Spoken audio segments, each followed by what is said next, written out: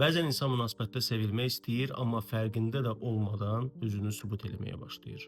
Daha çox anlayışlı olur, daha çox və bəzən gərəksiz şəkildə güzəştlər eləyir və daha çox səbir edir və hətta bəzən səbrlə dözmək meyarlarını səhv salır. Çünki içində belə bir qorxu var ki, kifayət qədər yaxşı olmasam məni tərk eləyər. Bu his çox vaxt uşaqlıqdan gəlir. Sevginin şərtli olduğu mühitdə böyüyən insan, böyüyəndə də elə bilir ki, sevgini qazanmaq lazımdır. Bəli, hörməti, sevgini qazanmaq lazımdır. Amma bunun fonunda insan gərək özünü unutmasın.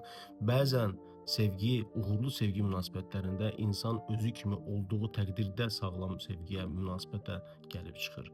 Yəni bəzən sevgini qazanmaq gərəkmir. Özün kimi olmağın kifayət eləyir.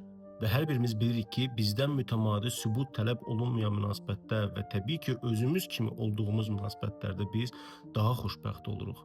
Və biz xoşbəxt olursa, təbii ki, qarşı tərəfi də xoşbəxt edirik. Və biz bu cür olmaqla yanaşı, həm də qarşı tərəfə də bu şəraiti yaradırıq.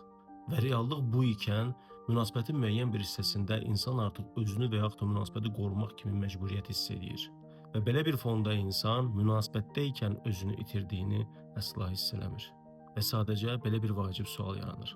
Sən münasibətdə özünü qorumaq istəyirsən, yoxsa sadəcə münasibəti qorumaq istəyirsən? Və ən əsas olan sual da budur ki, sənin yaxud münasibətin qorunmağa ümumiyyətlə ehtiyac varmı?